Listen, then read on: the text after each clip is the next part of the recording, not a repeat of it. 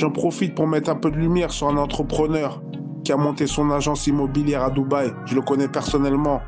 C'est une personne de confiance, il pourra vous accompagner sur l'achat de biens immobiliers à Dubaï. Aïe aïe aïe. En direct de Didi Cool TV, là où les choses se passent. Aujourd'hui, je suis avec un vlogueur. Je ne sais pas trop ce que c'est un vlogueur, un blogueur. En tout cas, c'est un gars qui traverse le monde de fond en comble. Et là, il a décidé de faire une petite pause. C'est mon gars sûr, Najib. Aïe aïe aïe. Comment Aïe, aïe, va? aïe. C'est très bien. Ça va? Ça va et toi? Tranquillement, tranquillement. Vas-y, bah présente-toi pour ceux qui ne te connaissent pas. Je sais que tu es connu sur Instagram. Arrête de faire le faux modeste. non. Arrête quand même. Quand moi je vois le nombre de gens qui me suivent, je vois je suis à côté de toi. C'est toi qui dois m'interviewer.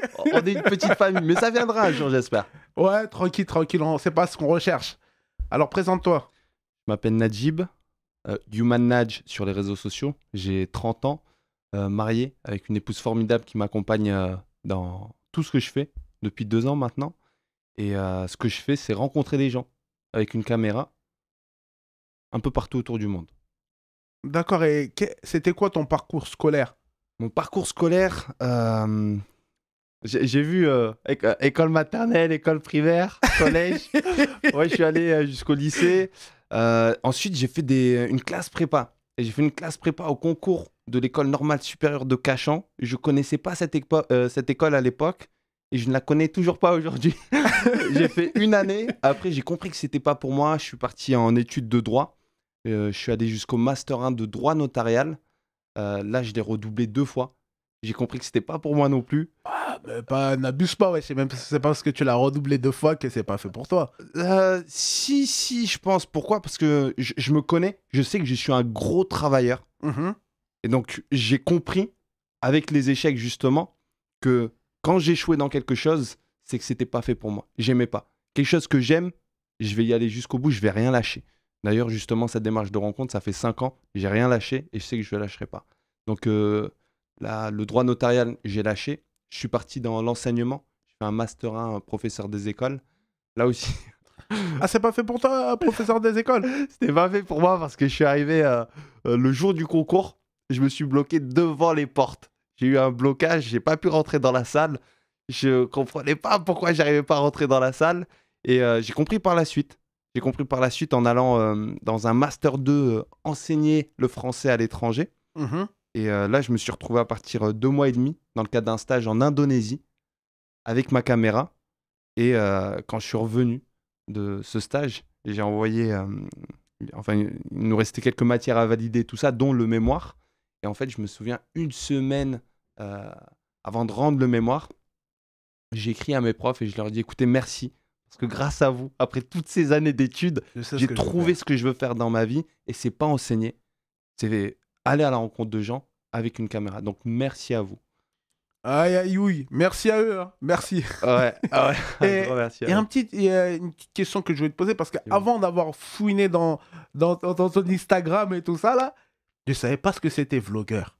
Ouais. Vlogueur, qu'est-ce que c'est vlogueur? Explique-nous.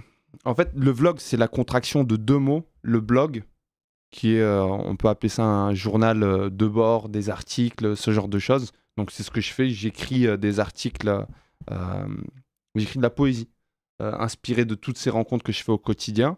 Je publie des photos des différents voyages que j'ai pu faire. Et donc il y a blog d'un côté et vidéo de l'autre. Blog plus vidéo, ça donne vlog.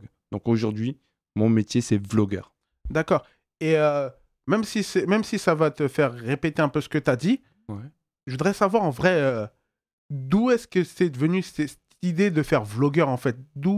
C'est quoi la naissance de tout ça? Parce que là, tu nous as dit que tu es parti en Indonésie avec ta caméra, que tu étais parti pour faire un point A, mais en fait, tu t'es retrouvé au point B.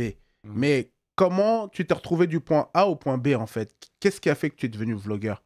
Je pense qu'il y a eu 2 étapes marquantes dans tout ce process. La première étape marquante, c'était mes vacances au Bled, en Algérie. Je partais avec je suis parti avec ma première caméra quand j'avais 16 ans. Et Minute papillon. dis-moi. Tu m'as dit que tu étais un Algérien. C'est vrai. Et toi, tu m'as dit que j'étais un Afghan. Voilà. Et j'ai demandé à ma femme, ouais, tu trouves que c'est quoi? Elle m'a dit un tismé. et voilà, le mythe est tombé. C'est un Algérien. Hein. Maintenant, tu peux sortir ton accent. S'il veut quoi? Allez, sortir l'accent, le drapeau. Non, mais tu sais que ça, justement, dans le cadre du voyage, ça a été hyper complexe parce que la question de l'identité dans le voyage, elle est ultra complexe. Mais tu as voyagé, tu sais à quel point, justement, quand tu bouges, t'es plus qui tu penses être. Ouais. Et pour le coup, ces frontières, ou du moins ces étiquettes d'Algériens français, elles sautent à l'étranger. Tu construis justement, tu deviens un tismé. Ah bah, t'es un citoyen du monde. Exactement. Et c'est puissant. Donc pour venir à ça, ouais, à cette démarche, elle a commencé pendant mes vacances d'été en Algérie. J'ai commencé avec le fait de filmer mes cousins. Et il s'avère que la toute première année où j'ai eu une caméra, l'un des cousins que j'ai filmé décède.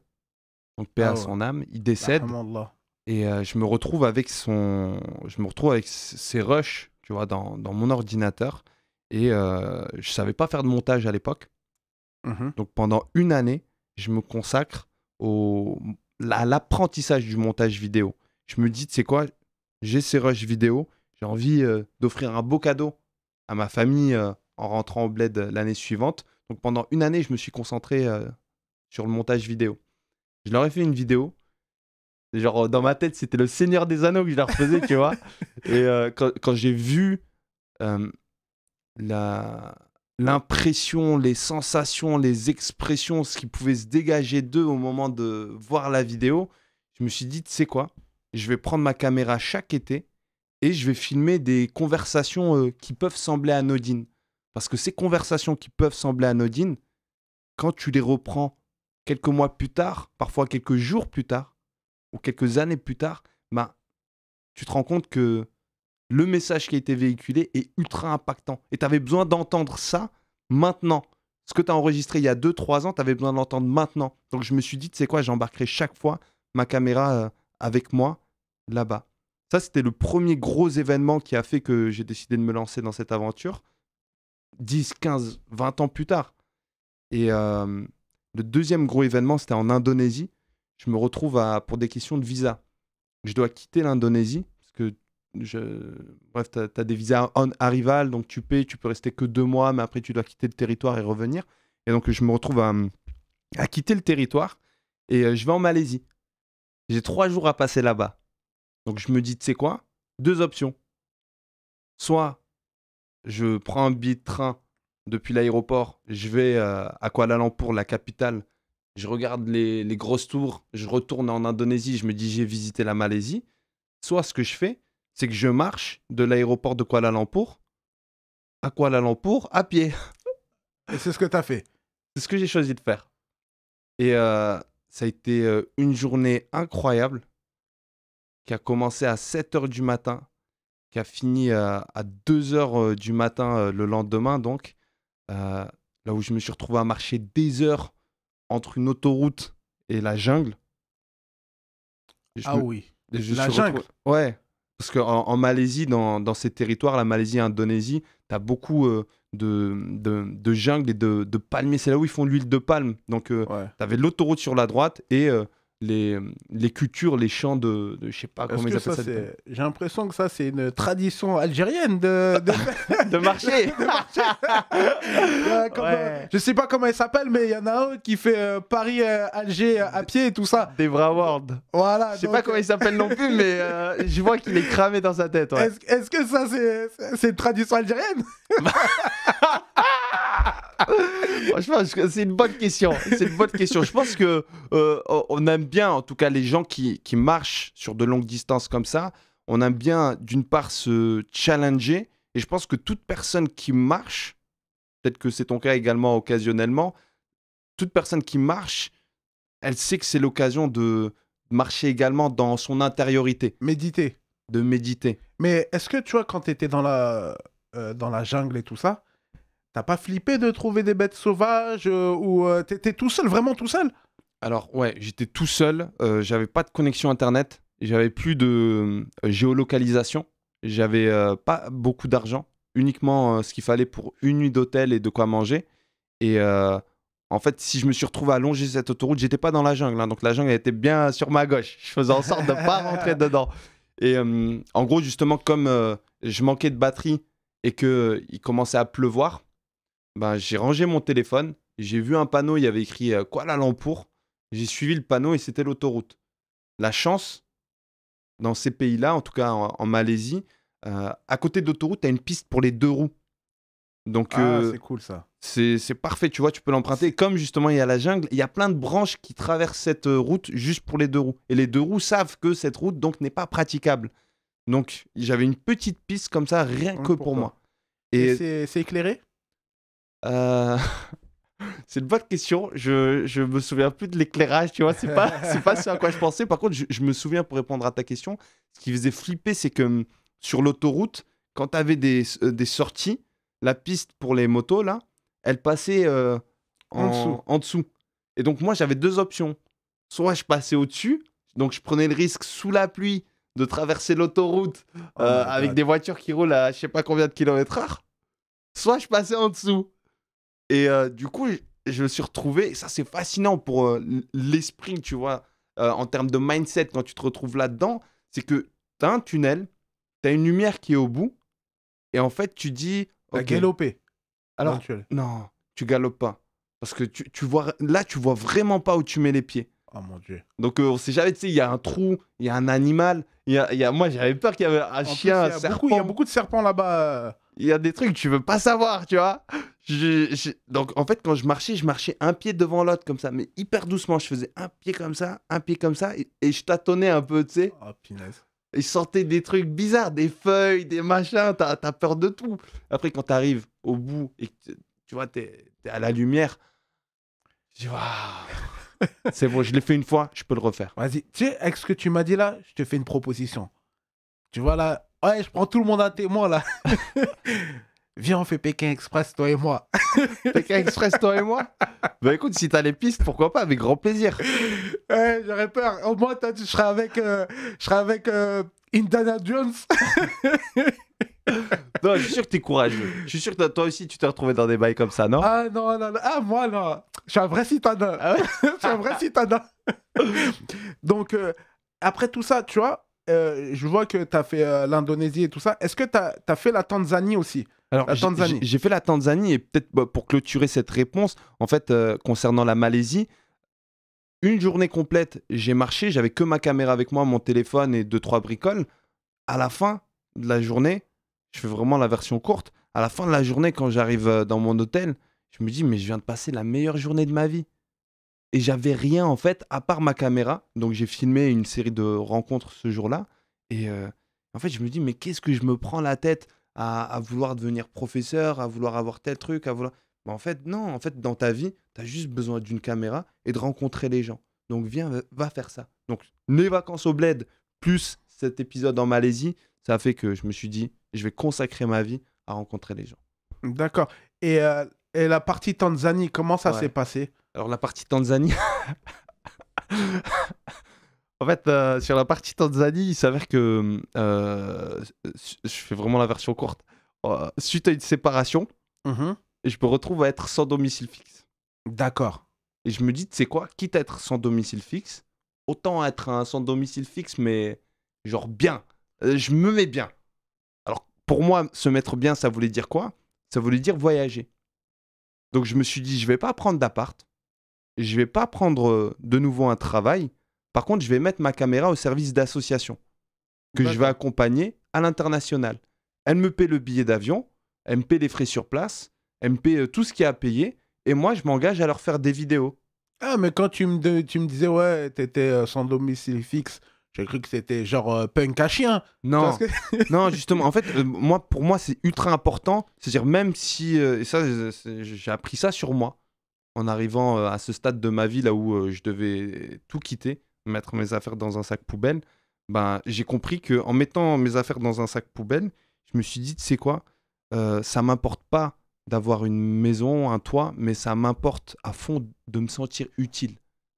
Donc, je peux pas être dans la rue ou retrouver un travail et galérer en gagnant à peine le SMIC ou en fait, quitte à gagner à peine le SMIC ou quitte à gagner moins que le SMIC, je veux être le plus utile pour les autres. Et le plus utile pour les autres, ça a passé par le fait de mettre ma caméra au service d'ONG. Donc, je touchais pas de salaire. Par contre, je dépensais pas grand-chose. Je mettais ma caméra au service d'associations. J'ai fait ça pendant 6 mois. C'était l'année du Covid. Je fais ça pendant 6 mois. Et après, ben, les ONG, elles pouvaient plus emporter des gens avec eux. Donc, je me suis dit, tu sais quoi, je vais aller en Grèce pour rencontrer des réfugiés syriens avec ma caméra. Et donc, j'ai commencé via les réseaux sociaux. J'ai commencé à chercher des contacts, à savoir si quelqu'un connaissait quelqu'un qui habitait la Grèce. J'ai pas trouvé. Donc, j'ai tapé sur Google comment dormir gratuitement en Grèce. Et là, je tombe sur un site qui est formidable pour celles et ceux qui souhaiteraient partir faire de l'humanitaire. Il s'appelle World, comme le monde, World Packers. Et en gros, via ce site, tu peux choisir ton pays, ta mission, et tu pars. C'est un peu le booking.com de l'humanitaire. Mais tu peux faire aussi, c'est un peu comme du woofing. En gros, si tu veux travailler dans un hôtel à la réception, tu peux, il n'y a pas de souci. Si tu veux faire des réseaux sociaux, du marketing, de la communication digitale, ce genre de trucs, tu peux aussi. Mais moi, je voulais faire de l'humanitaire. Donc, j'ai trouvé une mission en Tanzanie. J'y suis parti dans la perspective d'enseigner les mathématiques en école primaire. Ouais. Donc, finalement, tu as vu, je suis retourné au professorat des écoles quand même. Hein. Ouais. Et je devais rester 1 mois sur place. Finalement, je suis resté 5 mois, puisque j'ai eu l'occasion de rencontrer une tribu Maasai et de les côtoyer en Tanzanie, ça semaines. c'était. Ouais. Et c'était comment la cohabitation avec les Maasai? Tu vois, là, quand tu me parles, là, c'est comme si tu me dis, ouais, j'ai fait en terre inconnue. Tu vois, et comment c'était? C'était aussi réel ou tu penses que, tu sais, en terre inconnue, je sais pas si tu as regardé, mais est-ce que ça, c'est scénarisé ou, tu sais, quand toi, tu as vécu, tu as côtoyé les Maasai, tu as vu que c'était exactement pareil, c'était la réalité. Alors, pour le coup, pour l'avoir vécu et pour avoir invité des gens via les réseaux sociaux à le vivre également, ils m'ont tous dit, mais ce truc, c'est rendez-vous en terre inconnue, c'est là, cette expérience, c'est ici. En réalité, je pense que c'est les mêmes sensations. Rendez-vous en terre inconnue, ils rapportent de manière la plus authentique possible ce qui se passe, c'est exactement ça. C'est-à-dire que moi, je suis arrivé, c'était un mariage le jour où je suis arrivé. Je suis arrivé avec ma caméra et je demande à mon contact si je peux filmer. Il me dit, ouais, t'inquiète, tu peux filmer, il n'y a pas de souci. Je commence à filmer, je vois que les gens me regardent mal. Et c'est normal. Ils voient un blanc, un muzungu, comme ils les appellent en Swahili. Ils voient un blanc avec des poils comme ça débarquer chez eux dans leur mariage avec une caméra. Ils m'ont tous regardé, la plupart, en mode, on ne te parle pas. Maintenant, on va parler demain, par contre. On va chercher à savoir pourquoi tu es venu. Et du coup, toute la soirée, ils nous ont pas calculé. Et j'ai fait une quinzaine de pays. Et c'était la première fois où je me sentais vraiment mal. Je me sentais pas. T'avais fait une bêtise, quoi. Ouais, je me suis dit, mais pourquoi je suis venu ici? Je me suis dit, mais là, autant j'ai pu réussir à m'adapter quasiment partout. Là, je vais pas réussir. Et j'en parle à mon contact tanzanien. Et il me dit, écoute, Najib, t'inquiète pas. Moi, je les connais, les Maasai. En fait, d'habitude, ils sont pas comme ça. C'est vrai que c'est très particulier. En fait, dans l'énergie, les gens chantaient, ils dansaient, et tu sentais qu'il y avait... En fait, il y avait rien. Donc, c'était coupé du monde. Il y avait pas d'électricité, rien du tout. Donc, tu sentais que dans tout l'environnement autour, il y avait comme une énergie ultra puissante qui était liée au fait qu'eux, ils dansaient, ils chantaient, ils criaient. Et lui-même, il se sentait pas bien. Il m'a dit, Najib, j'ai jamais vu de gens plus loyaux, plus fidèles, plus gentils que des Maasai. Là, il n'y a pas trop de gentillesse. Ça colle pas avec la description. Et effectivement, le soir même, il y a 2 chefs Maasai qui viennent vers nous. Et je comprenais pas ce qu'ils disaient. Ils regardaient mon contact en mode vénère. Et ils parlaient avec lui. Et là, je comprends qu'ils voulaient pas qu'on dorme là où on a commencé à installer les tentes. Et je me dis, oh, franchement, on n'aurait pas dû venir ici. Tu vois, on a fait une bêtise. Et quand ils ont terminé la conversation, mon contact Maasai, il me dit quoi? Il me dit, non, mais en fait, Najib, ils veulent pas qu'on dorme ici. Pourquoi? Parce qu'ils considèrent que si on est venu jusqu'ici, on est sous leur responsabilité. Donc, s'il se passe quoi que ce soit, ils vont devoir assumer par, justement, notion de loyauté. Ils vont devoir assumer. Donc, ils ont prévu, et c'est ce dont ils sont en train de discuter, ils vont nous mettre 2 vigiles qui vont rester toute la nuit pour nous protéger. Quand il m'a dit ça, Ouais, ça a changé dans ta tête. ah ouais, tout a changé. Et est-ce que c'est vrai que ces gens-là, ils se battent contre, tu sais, avec des lances et tout ça, contre des lions et tout ça? C'est une réalité ou c'est un mythe? Alors, aujourd'hui, moi, de ce que j'ai vu, c'est un mythe. C'est-à-dire que les Maasai, on, on les appelle guerriers, pas parce que ils aiment faire la guerre entre eux ou parce qu'ils aiment faire la guerre aux animaux, mais parce que ce sont des protecteurs de la nature De l'environnement? et de l'environnement. C'est-à-dire qu'ils ont l'interdiction de tuer ou de manger ou de chasser des animaux sauvages déjà. Ils n'ont pas le droit de toucher à ça. À tel point que, par exemple, genre, quand on est arrivé dans ces terres, on roulait et à 50-60 mètres, tu avais 3 girafes. Et à un moment, le conducteur arrête la voiture et me dit Najib, tu veux courir après les girafes?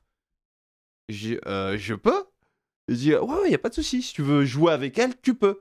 Et en fait, tu descends de la voiture et genre à 40-50 mètres, tu as 3 girafes et c'est Et t'as normal. joué avec eux? Bah, tu cours après elles, mais elle court vite aussi. Donc, et justement, quand tu portes une cape comme ça, là-bas, quand tu portes une cape comme ça, ben, ils prennent pas la fuite de peur. Ils prennent la fuite juste parce qu'ils s'amusent avec toi.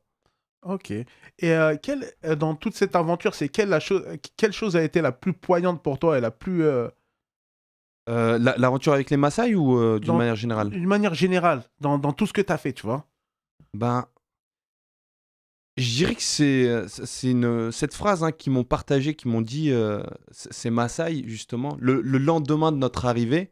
Donc, ils ont cherché à savoir pourquoi je suis venu. Et je leur raconte ma life, tu vois. Comme maintenant, je leur dis, écoutez, voilà, j'étais sans domicile fixe. J'ai décidé de tout plaquer pour être le plus utile pour les autres. Je voulais aller en Grèce. Finalement, j'ai pas pu. Je suis arrivé ici. Ils m'ont dit quoi? Ils m'ont dit, Najib, on a une légende chez nous qui raconte que toi, donc Didi, moi, la personne derrière, tout le monde, selon eux, on serait tous des Maasai. On viendrait tous de ces terres-là. Ils considèrent que nos ancêtres, C'est eux. en fait, ils considèrent que nos ancêtres, plus que c'est eux, ils considèrent que nos ancêtres, il y a des siècles, ils ont commencé un voyage. Ils ont quitté ces terres-là. Et ils considèrent que si toi, si moi, on retourne dans ces terres-là, c'est comme si notre ancêtre, à travers nous, Est revenu. est revenu à terminer le voyage. Donc, comme c'est notre ancêtre à travers nous qui a terminé le voyage, ils m'ont dit écoute, Najib, si tu as envie de construire ta maison, non seulement tu as le droit, toi, de construire ta maison si tu veux t'installer, mais en plus, eux, ils ont l'obligation de t'aider à construire ta maison parce que tu es là-bas chez toi. Eh ben, dis donc. Eh ben, c'est étonnant tout ça. C'est étonnant et c'est poignant. C'est poignant pour... Du coup, c'est poignant. Et toi, ça t'a donné envie de rester là-bas? Franchement, ça donne envie de rester là-bas. T'es loin de tout, t'es coupé du monde, t'as pas ton téléphone, t'as pas de réseaux sociaux, t'as pas de... T'es connecté à la nature, t'es connecté aux gens. Ça donne vraiment envie de rester là-bas. Mais bah, très rapidement, moi, il y a cette notion d'utilité. Mais je pense que tu l'as également, ce sentiment, ce besoin d'être utile pour Bien les sûr. autres. Bien sûr.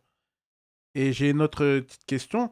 C'est quelle parole qui a fait plus écho dans toi? C'est quelle parole dans toutes les vidéos que tu as prises Ouais. des gens que tu as rencontrés, c'est quelle parole qui t'a plus parlé, quoi? Je pense que c'est un ami de longue date hein, que j'ai filmé, euh, dont la vidéo ça nous vous avait surpris nous-mêmes, hein, parce que ça avait dépassé plusieurs millions de vues sur Facebook.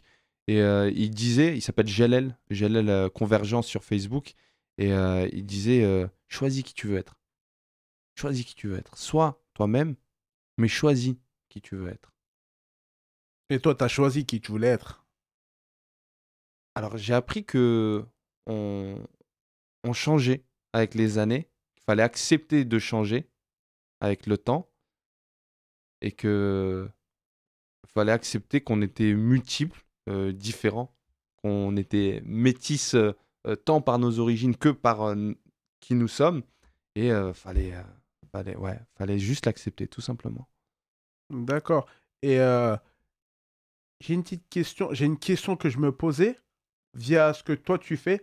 Est-ce que aider les autres, c'est s'aider soi-même? Via les questions que tu poses, j'ai l'impression que tu leur donnes la force pour surmonter peut-être leur peur leurs angoisses et le fait de poser des mots sur des sentiments, bah, ça les aide à surmonter certaines choses. Tu vois ce que je veux dire? Par exemple, tu avais posé la question à une femme, c'est quoi la chose la plus dure que tu as eu à surmonter? Elle a parlé de solitude Ouais. et qu'elle a dit que voilà, elle était partie, elle était seule et et là, elle a grow up. Hmm. Est-ce que toi, par exemple, je te donne pas cet exemple pour toi, mais tu sais, à titre général, est-ce qu'il y a il y a une question qui t'a révélé des choses sur toi-même que toi-même tu ne savais pas? Question qui m'a révélé des choses sur moi-même que moi-même je ne savais pas. Bah, je pense que, tu sais, quand je pose mes questions, j'attends vraiment rien au moment où je pose les questions. Donc, je suis comme un enfant, dans ma tête et dans mon cœur. J'essaie d'être comme un enfant. Donc, j'ai le sentiment qu'à chaque réponse, j'apprends énormément des gens. Comme s'ils me disaient un truc de fou. Pourtant, c'est souvent des trucs simples. Ben oui, mais c'est souvent les trucs simples qui sont les plus pertinents. Ouais. Ils viennent te percuter. Genre, ah ouais, bah en fait, c'était juste devant moi. Et ça, cette réponse, la solitude, bah là, maintenant que tu le dis, c'est vrai, je me rends compte que c'est quelque chose qui vient de manière récurrente quand je pose ces questions à des personnes. La solitude, je pense qu'il y a beaucoup de gens qui sont différents de par leur sensibilité, de par leur combat, de par leur lutte contre ce qui se passe à l'intérieur d'eux-mêmes. Et en réalité, ben, quand on a conscience qu'on est seul, mais à plusieurs, ben, tu te rends compte qu'on est ensemble. Et donc, juste ça, tu vois, cette réponse, qui d'ailleurs a été donnée publiquement, hein, c'était dans le cadre d'un One Human Show. Mhm. Donc, c'est One Human Show que j'essaie d'organiser chaque semaine en Ile-de-France, pour l'instant.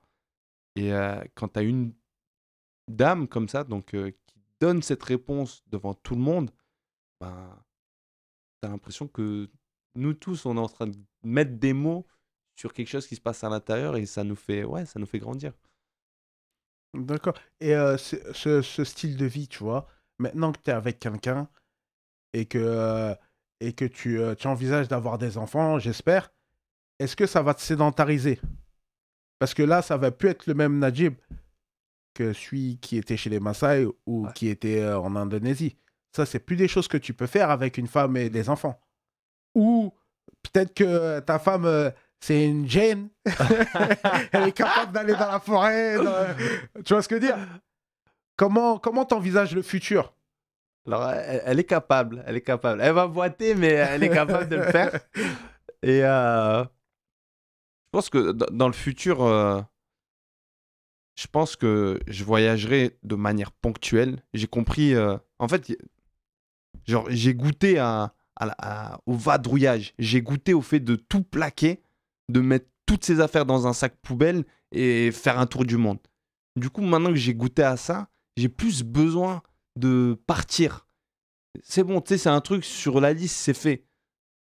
Donc, aujourd'hui, j'ai besoin de partir, pas pour vivre cette aventure de cette manière, aussi intensément. J'ai besoin de partir pour m'enrichir. Mais j'ai compris que l'enrichissement, bah, t'as pas besoin de partir 3 mois. En réalité, tu pars un week-end, 2 jours, 3 jours, tu peux remettre tout ton système là dans ta tête à zéro. Il suffit que tu côtoies des gens pendant 3 jours qui sont totalement différents de toi, et c'est bon en fait, tu vas vivre cette expérience. T'as pas besoin de la vivre pendant une semaine. Au bout d'une semaine même, il y a une routine qui s'établit. Et c'est pas intéressant. Et là tu te vois partir euh, en Amérique latine. Tu vois, parce que ça, c'est. Là, tu m'as dit, ouais, l'Indonésie, donc c'est Ouais. l'Asie. Tu as fait un peu l'Europe parce que, bon, tu es européen. Tu as fait l'Afrique du Nord, l'Afrique du Nord et l'Afrique. De l'Est. Voilà. Et l'Amérique latine, ça te dit pas, tu sais, cette vision de la vie qu'ils ont, Ouais.